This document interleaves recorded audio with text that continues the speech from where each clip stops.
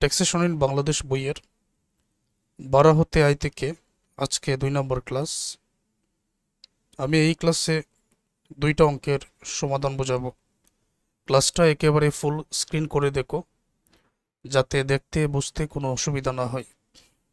প্রশ্নটা পড়ছি, আর আগের ক্লাসটা খুব ভালো করে দেখে নিও। জনাব জাহাঙ্গীর আলমের একটি বাড়ি আছে, বাড়িটির অর্ধেক বার্ষিক 1,80,000 টাকায় ভাড়া দিয়েছে, বাকি অর্ধেকে তিনি নিজে বসবাস করেন। বাড়িটির পৌরমূল্য 2,40,000 টাকা। বাড়ি সংক্রান্ত খরচাবলী নিম্নরূপ। ব্যাখ্যা পরে করতেছি, আগে একবার পড়ে নেই। মেরামত খরচ 48,000 টাকা, ভূমির খাজনা 3,000 টাকা, ভাড়া আদায় খরচ 3,000 টাকা, গৃহ নির্মাণ ঋণের সুদ 1,400 টাকা, বিমা প্রিমিয়াম 1,200 টাকা। বাড়িটির ভাড়াটিয়া অংশ 2 মাস খালি ছিল। 22-23 আয় বর্ষে জনাব জাহাঙ্গীর আলমের ভাড়া হতে আয় নির্ণয় করো।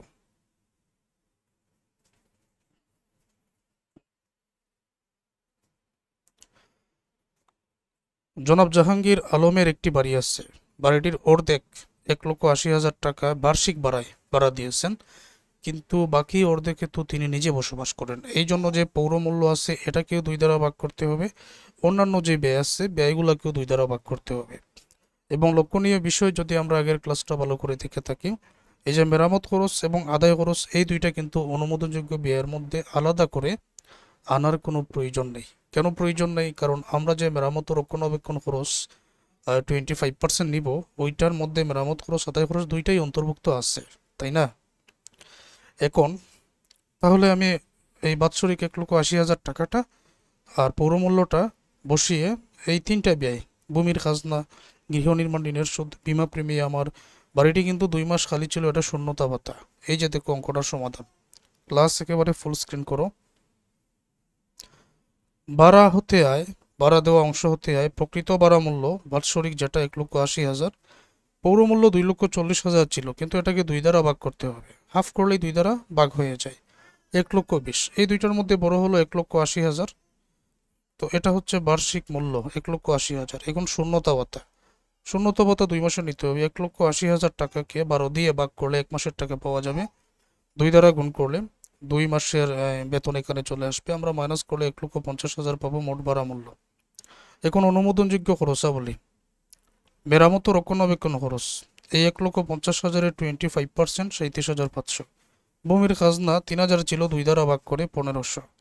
গৃহ নির্মাণ ঋণের সুদ 1,400 ছিল, 2 দ্বারা ভাগ করে 700। বিমা প্রিমিয়াম 1,200 ছিল, 2 দ্বারা ভাগ করে 600। এই চারটা যোগ করে 40,300। 1,50,000 থেকে 40,300 বিয়োগ করলে ভাড়া হতে আয় 1,09,700 টাকা হয়ে যাবে। এটা ভাড়া হতে আয়। আদায় খরচ মেরামত ও রক্ষণাবেক্ষণ খরচের অংশ বলে আলাদাভাবে বিবেচনা করার প্রয়োজন নেই, যে কথাটা এর আগেই আমি বলেছি। নাম্বার 1 ক্লাস থাকলে তোমরা তো জানবে যে কোনটার পরে কোনটা আসবে। তারপরে এই অঙ্কটা দেখো। জনাব রুমেল একটি প্রাইভেট কলেজের সহকারী অধ্যাপক। তার বাড্ডায় একটি বাড়ি আছে, যা থেকে তিনি প্রতি মাসে 16,000 টাকা ভাড়া পান। বাড়িটির পৌরমূল্য বার্ষিক 2 লক্ষ টাকা। 2022-23 আয় বছরে গৃহ খাত হতে নিম্নোক্ত খরচাদি সম্পন্ন হয়। মেরামত খরচ 44,000, পৌর কর 6,000 টাকা, তারপরে ভাড়া আদায় খরচ 6,000 টাকা, ত্রৈমাসিক অগ্নিবীমার প্রিমিয়াম এই জায়গায় 500 টাকা, মানে 3 মাস পর পর অগ্নিবীমার প্রিমিয়াম দিতে হয় 500 টাকা। তো এটা যদি আমি ব্যয়ের মধ্যে নিয়ে আসি, আচ্ছা এটা অপেক্ষা আমি পরে করি, আগে একবার পরে নেই। ঋণকৃত তহবিলের সুদ 13,000 টাকা। বাড়িটি বছরে 1 মাস খালি ছিল। 2023-24 কর নির্ধারণী বছরে ভাড়া হতে মোটায় নির্ণয় করো।